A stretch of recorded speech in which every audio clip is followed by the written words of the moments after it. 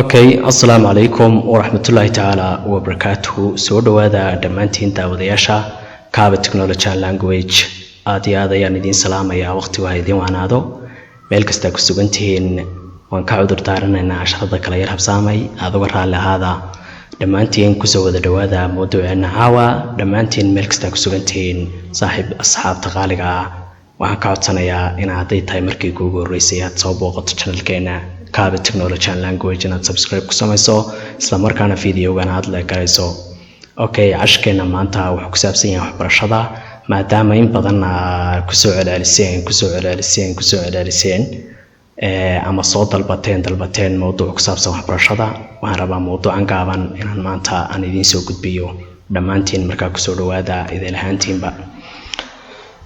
mowduucan wuxuu ku saabsan yahay waxbarashada ayuu ku saabsan yahay marka fadlan waxaan rabaa inaad like badan ku samaysaan commentigana wada education ka soo wada dhigtaan topic about education mowduuc ku saabsan waxbarashada marka waa yar badan yahay kolba insha Allah marka waa isku dayaynaa inaan sida ugu dhaqsiyaha badan aan soo koobno dhamaantiin meel kasta ku sugan tihiin daawasho wacan ayaan idin leeyahay.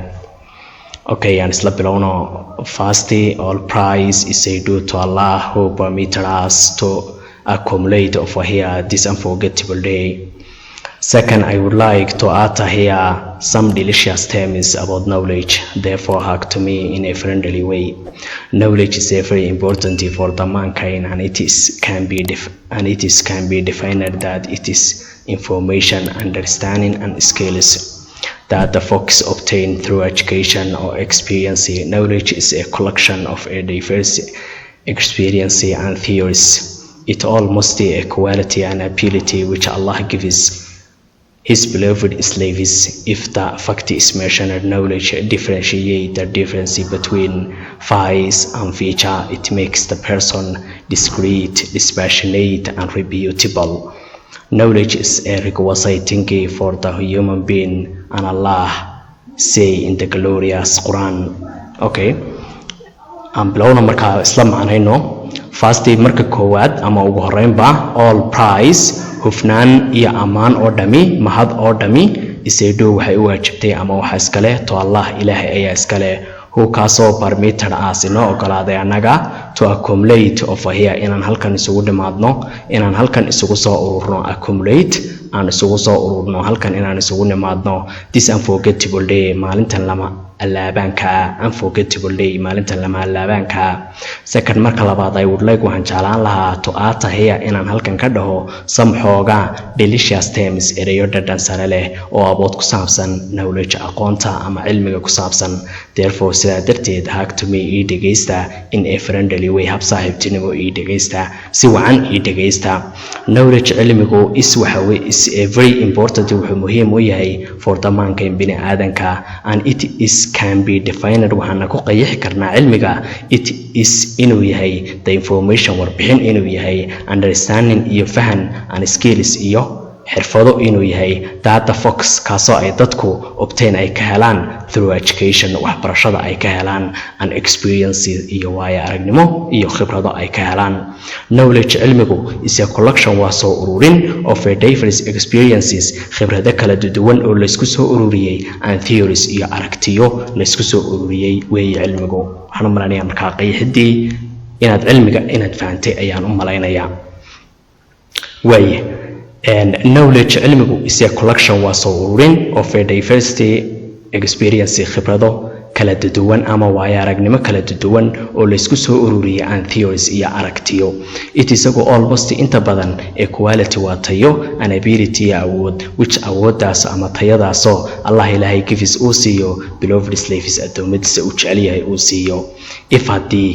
If the fact is mentioned haddii xaqiiqda laga hadlo runta haddii la sheego knowledge cilmigu differentiate wuxuu kala saaraa the difference farqiga between u dhaxeeya vice dhaqanka xun and feature iyo dhaqanka wanaagsan.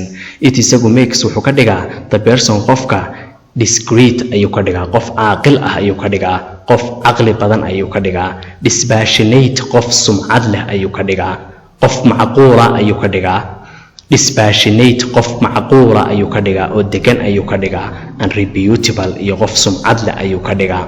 Knowledge cilmigu is the requisite waa shayga waxa weeyaan daruuriga ah weeye for the human being ee loogu talagalay bini'aadanka loogu talagalay. Allah ilaahay says wuxuu ku leeyahay in the glorious quraankiisa barkaysan ilaahay wuxuu ku leeyahay say deh nebiyo waxaad dhehdaa is the blind equivalent to the sin. miyay siman yihiin qofka amoolaha ah, qofka indhahala ah iyo qofka wax arkaya miyay siman yihiin? hal yastawi al-acma wal-basiir ayaa ilaahay aayad quraan ku leeyahay. aayadaas oo lagu cadaynayo intay isu jiraan qofka jaahilka ah iyo qofka cilmiga leh intay isu jiraan, oo lagu kala metelay qof wax arkaya iyo qof aan waxba arkaynin. markaasay waxaad dhehdaa the blind equivalent to the sin. miyay isu dhigmaan is the blind amoolaha qofka indhaha leh equivalent miyuu u dhigmaa to sin kan wax arkaya ee indhaha qaba miyuu u dhigmaa? or ama the darkness mugdiga ama gudcurku madowgu equivalent miyuu u dhigmaa to the light iftiinka miyuu u dhigmaa? hal tastawi dhulumaatu wa nuur miyuu u dhigmaa ilaysku iftiinka miyuu u dhigmaa? this first aayadani declares us waxay inaga inoo cadaynaysaa that the knowledge inuu cilmigu uu yahay light iftiin inuu yahay, nuur inuu yahay, and it enlightens islamarkaana uu nuuriyo ifiyo oo uu dhalaaliyo the erudite people dadka cilmiga iyo aqoonta leh uu ifiyo oo uu nuuriyo oo dhalaaliyo. our prophet says nabigeena wuxuu leeyahay naxariis iyo nabadgelyo korkiisa ha ahaatee peace and blessing of Allah be upon him. naxariis iyo nabadgelyo korkiisa ha ahaatee wuxuu leeyahay searching for knowledge raadinta cilmigu is obligatory waa ku waajib for each male qof kasta oo labood ah waa ku waajib and female muslim qof kasta oo male ah oo muslim ah waxa ku waajiba raadinta cilmigu waa ku waajib. qof kasta oo female oo dhadig ah raadinta cilmigu waa ku waajib. طالما العلم فريضة على كل شيء مسلم ومسلمة. aayadaas ayaa ilaahay uu ku cadeynaya uu leeyahay qof walba inuu cilmiga raadiyo oo uu doono waxa weeyaan waa ku waajib. if haddii the person qofku uu yahay knowledgeable qof aqoon-yahana he or she iyada ama isagu doesn't get entangled kuma murgaan kuma dhibaatoodaan with this wicked world adduunyada tan guraan adduunyada dhibta badan. qofku hadduu yahay aqoon-yahan kuma dhibaatoodo kuma murgo by feature of sababta waxa weeye everything wax kasta hingis waxay ku tiirsan yihiin wax walba waxay ku tiirsan yihiin una knowledge cilmi iyo aqoon ayay ku tiirsan yihiin. wax kasta oo la qabanayo adduunyada waxay ku tiirsan yihiin cilmi ayay ku tiirsan yihiin. inaguna waan ognahay deeply si qoto dheer ayaan ognahay that knowledge in cilmiga is divided loo qaybiyo into two laba qaybood in loo qaybiyo cilmiga waan ognahay. knowledge cilmi studies laga barto in schoolka laga barto college iyo collegeada laga barto and university jaamacadaha laga barto known as loo yaqaano subject knowledge cilmiga maadiga loo yaqaano which cilmigaasoo is related la xiriira to the world life nolosha adduunyada. and knowledge iyo cilmi studies laga barto in the mosque masaajida laga barto oo university ama jaamacadaha laga barto known as loo yaqaano religious knowledge cilmi diimeed loo yaqaano. these two sorts labada nooc of knowledge aqoonta ama cilmiga are very essential waxay aad muhiim u yihiin for existence jiritaanka of the mankind ee bini'aadanka ayay aad iyo aad muhiim ugu yihiin. intan aan ku soo celino akhrinteeda say is the brand equivalent to the sin or is the darkness equivalent to the light. this first declares us that the knowledge is a light and it lightens the erudite people. our prophet says searching for knowledge is obligatory for each male or female Muslim. if the person is knowledgeable he or she doesn't get entangled with this wicked world by virtue of everything hinges on knowledge. we know deeply that knowledge is divided into two. knowledge is studies in a school, college, university known as subject knowledge which is related in the world life, and knowledge is studies in the mosque or university known as a religious knowledge. these two sorts of knowledge are very essential for the existence of the mankind. way although inkastoo the one midka related la xidhiidha to the religion diinta is a more significant uu aad uga muhiimsan yahay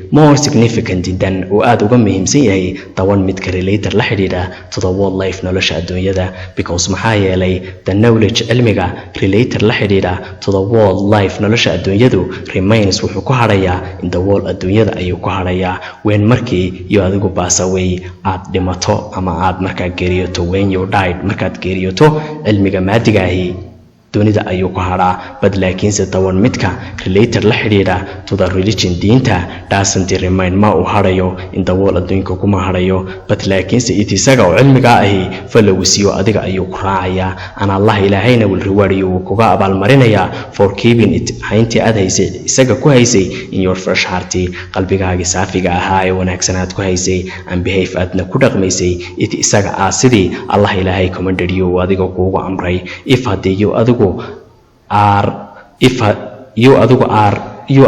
waxa tahay insignificant midaan wanaagsanayn ayaa tahay midaan fiicnayn ayaa tahay midaan haboonayn ayaa tahay if haddii you adigu lack of knowledge aad tahay qof bila aqoona waxa tahay midaan haboonayn ayaa tahay midaan wanaagsanayn ayaa tahay furthermore intaa waxa sii dheer you adiga called waxa lagu dhahaa waxa lagugu yeedhaa magacaagu waxa weeye ignorant jaahil weeye magacaagu dogged waxa weeye madax adag weeye qof madax adag weeye for good for nothing wax ma tare oo cidna wax ma tari kara ayaa magacaagu weeye for good nothing wax ma tare and degrading one isla markaana dulli weeye magacaagu uu kaasoo has no value aan wax qiimo lahayn weeye by the way calaa kulli xaal bi waxaad noqotaa thinker qof u fikira of a great weyn qof u fikira originally oo asala caadi adigoo habiya waxa laga rabaa inaad u fikirto si weyn inaad u fikirto oo maxaad ka fikiraysaa immense erudition cilmi baaxad weyn ayaad ka fikirtaa si to succeed aad ugu guulaysato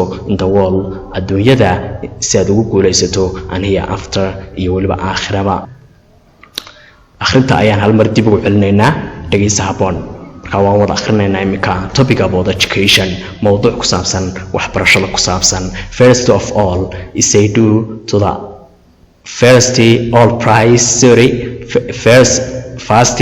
praise say due to Allah who permitted us to accumulate over here in this unforgettable day. Second, I would like to utter here some delicious terms about knowledge, therefore hug to me in a friendly way. Knowledge is a very important for the mankind, and it can be defined that it is information, understanding and skills that the folks obtain through education or experience. Knowledge is a collection of a diverse experience and theories. It is the almost a quality and ability which Allah gives his beloved slaves. If the fact is mentioned, knowledge differentiates the difference between vice and feature, and it makes the person discreet, dispassionate and reputable. Knowledge is a requisite thing for the human being. Allah says in the glorious Quran. Say is the blind equivalent to sin, or is the darkness equivalent to the light? This verse declares us that the knowledge is light and it enlightens the erudite people, knowledgeable people. Our Prophet says, searching for knowledge is obligatory for each male or female Muslim. If the person is a knowledgeable, he or she doesn't get entangled with this wicked world by feature of everything hangs on a knowledge. We know deeply that knowledge is divided into two. Knowledge is studied in a school, college, university, known as subject knowledge, which is related to the world life, and knowledge studies in a mosque or a university known as religious knowledge. These two sorts of knowledge are very essential for the existence of the mankind. Although the one related to the religious is more significant than the one related to the world life, because the knowledge related to the world life remains in the world when you pass away, but the one related religious doesn't remain in the world, but if you follow it, your Allah will reward you for your keeping it in your fresh heart and behave it as he commanded you. You are insignificant if you are lack of knowledge. Furthermore, you are called ignorant, dogged, for good for nothing, and degrading one who has no value. By the way, be a thinker of a great or originally an immense erudition as to succeed in the world and hereafter. halkaasaan kusoo gabagabeynayaa mowduucii ku saabsanaa waxbarashada. aad iyo aad ayaad ugu mahadsantahay daawashadaada.